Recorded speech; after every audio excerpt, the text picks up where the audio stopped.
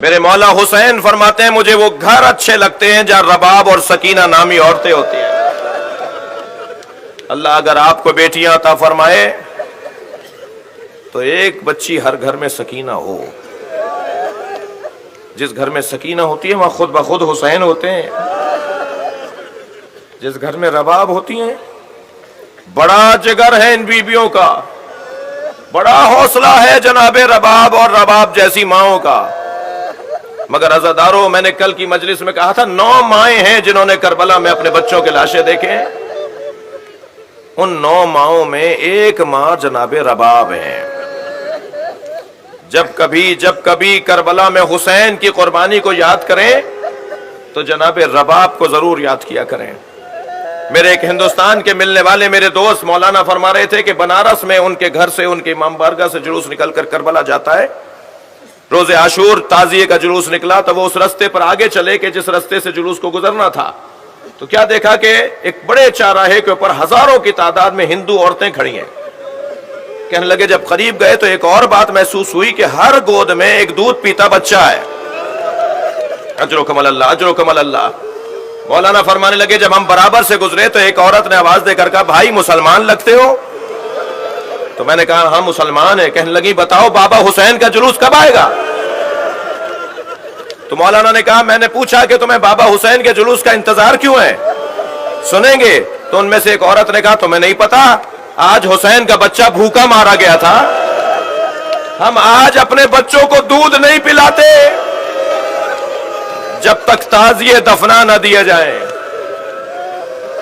1400 سال گزرنے کے بعد صاحبان احساس کے ہاں یہ جذبہ پایا جاتا ہے۔ مجھ سے ایک صاحب کہنے لگے مولانا اشرع علم ہے، بعض گھروں میں مچھلی نہیں تلی جاتی، کوئی شرعی مسئلہ ہے مچھلی نہ کھانا؟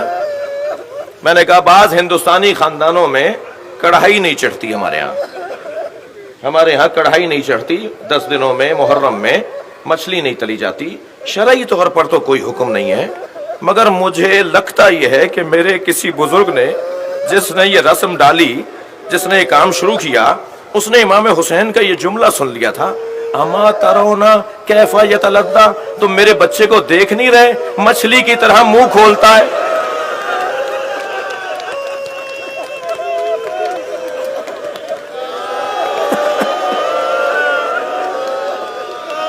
جب مچھلی مرنے لگتی ہے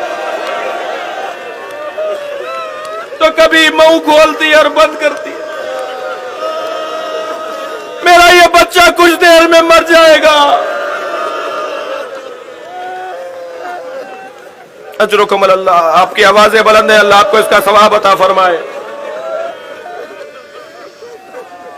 بڑا جگر ہے جناب رباب کا۔ 2 کمائیاں تھیں جناب رباب کے پاس، ایک سکینہ، ایک علی اصغر۔ ایک کو اجلا سا کرتا پہنا کر امام حسین کی گود میں دے دیا، اور انیس لکھتے ہیں کہ جب حسین ابن علی نے اپنے بچے کو گود میں لیا تو بنا کر شکل مجاہد کی لے چلے شبیر، الٹ دیا علی اصغر کی آستینوں کو۔ اے میرے لال تم بھی تو مجاہد ہو۔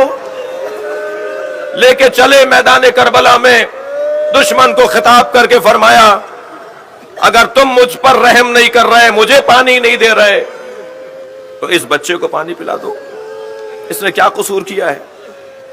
جب دیکھا کہ جواب نہیں آیا تو امام نے زمین پر لٹا دیا، 2 قدم پیچھے آ گئے، فرمایا تم میں سے کوئی آئے اور اسے پانی پلا دے۔ جب یہ بات بھی امام حسین کی نہیں سنی، امام نے اپنے بچے کو گود میں لیا اور میرے مولا نے فریادیں کرنا شروع کی۔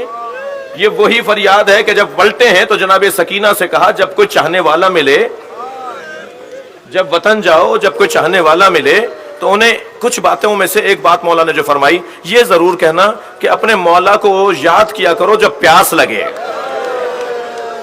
جب تمہیں پیاس لگے تو اپنے مولا حسین کو یاد کیا کرو، اور یاد کیا کرو کہ تمہارا مولا کیسے پانی مانگ رہا تھا۔ اللہ اکبر۔ عزادارو، جب میرے مولا نے بچے کو آگے بڑھایا، یزیدی لشکر میں کوہرام بپا ہو گیا۔ آواز آئی پسر ساتھ کی، اے حرملا حسین کے کلام کو قطع کر دے۔ سنیں گے عزادارو، حرملہ نے 3 پھلوں والا تیر جوڑا. اجر و کمل اللہ، اجر و کمل اللہ. مجھے 2 منزلیں نہیں ہیں. آج 6 محرم ہے، رونے کا دن ہے. 3 پھلوں والا تیر جوڑا. میں اس ظالم سے کہوں گا ایک معمولی تیر بھی اس بچے کو مار ڈالے گا. 3 پھلوں والا تیر چلا جس نے علی اصغر کا گلا کاٹا، حسین کا بازو کاٹا. میرے مولا کے بازو میں جا کر وہ لگا. میرے مولا نے علی اصغر کا خون اپنے چلو میں لیا. زمین کی طرف دیکھا تو آواز آئی کبھی کوئی فصل نہیں اگے گی. آسمان کی طرف دیکھا میرے مولا نے، آواز آئی کوئی پانی نہیں برسے گا. مقتل کی روایتیں مختلف ہیں. ایک یہ کہتی ہے کہ حسین نے آسمان کی طرف خون پھینک دیا، اور دوسری روایت یہ کہتی ہے حسین نے اپنے چہرے پر خون مل لیا. جب سکینہ بی بی کے رونے پہ کٹا ہوا سر زندان میں آیا تھا نا، تو میری بی بی نے بابا سے یہی تو پوچھا تھا، بابا یہ آپ کے چہرے پہ کس کا خون ہے؟ اجر و کمل اللہ، اجر و کمل اللہ. ایک منزل اور لیں عزادارو. میرے مولا نے بچے کے لاشے کو اپنی ہاتھوں پر لیا. کربلا کی زمین پر گرمی شدید تھی، دھوپ میں تپش بہت تھی. مولا نے ابا کا دامن بچے کے لاشے پہ ڈالا ہوا تھا. بڑھ رہے ہیں خیمے کی طرف. عزادارو، لاشے حسین نے بہت اٹھائے، مگر یہ چھوٹا لاشا تھا جو حسین سے اٹھتا نہیں تھا. کبھی آگے جاتے تھے انا للہ، کبھی الٹے پیر واپس آتے تھے رضن بقضائہ و تسلیما لامرہ. کبھی حسین آگے گئے، کبھی دائیں گئے، کبھی بائیں. ہاتف غیبی کی آواز آئی، یا حسین دا، چھوڑ دو اس بچے کو، جنت میں دودھ پلانے والی حور معین ہو گئی. میرے مولا خیمے کے در کے قریب آئے. خیمے کے آگے جاتے ہیں، پھر پیچھے آ جاتے ہیں. آگے جاتے ہیں یہ سوچ کر کے ماں کی گود میں دے دوں، پیچھے آ جاتے ہیں یہ سوچ کے کہ ماں دیکھ کر مر جائے گی. اسی کیفیت میں تھے کہ خیمے سے پردہ ہٹا. کیا دیکھا؟ سکینہ خیمے کے دروازے پہ کھڑی ہیں. تھکیں گے نہیں، تھکیں گے نہیں، مجھے 2 منزلیں اور لینی ہیں. میری بی بی نے دیکھا بابا کی گود میں بھیا علی اصغر ہے، ہاتھ پیروں میں حرکت نہیں ہے. میرے بھائی نے پانی پی لیا، سو گیا میرا بھیا. آواز دے کر کہا بابا میں بھی پیاسی ہوں، بابا مجھے بھی لے جائیے. حسین کیا جواب دے؟ بچی کی آواز پر خیمے کا پردہ ہٹا. بچے کی ماں کھڑی نظر آئی. امام نے رباب کو دیکھ کر کہا رباب بتاؤ میں کون ہوں؟ اپنی ہی زوجہ سے حسین سوال کر رہے ہیں.